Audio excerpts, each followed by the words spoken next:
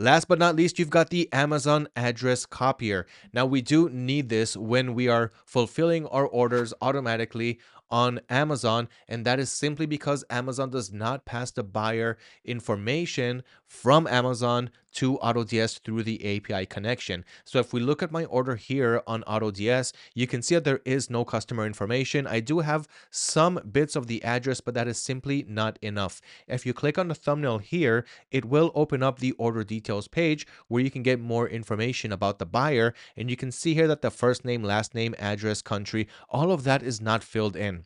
So in order to bypass that, we need to download and install the free Marketplace Helper extension. So we're just going to add this Marketplace Dropshipping Helper. I'm going to click right here where it says Add to Chrome, Add Extension. Now you can see that the Marketplace Dropshipping Helper has been added to Chrome. So I'm going to go ahead and click on it, and I'm going to pin it so it'll be easier for us to see it. So now I can see it right up here. Click on it. I'm going to log into my AutoDS account, and you will do the same on your end when you get to this. Go ahead and log in. Okay, now it's asking what store do you want to use this automation for. I'm going to choose my Amazon store and click on next. Now for the sync range, you can go ahead and choose all.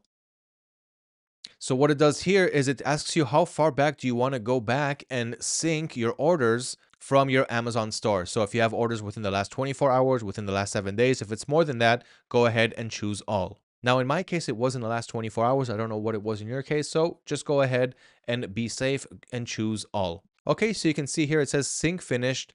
All orders are up to date.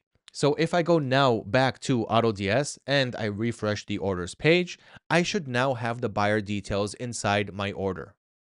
And there you go. So it was that easy to get it done.